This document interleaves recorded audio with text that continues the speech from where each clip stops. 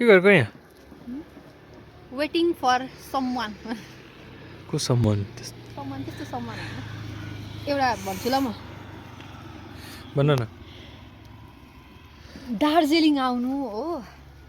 दार्जिलिङमा आएर चिसो मौसम नहुनु अन्त हातमा तातो अदुवाको चिया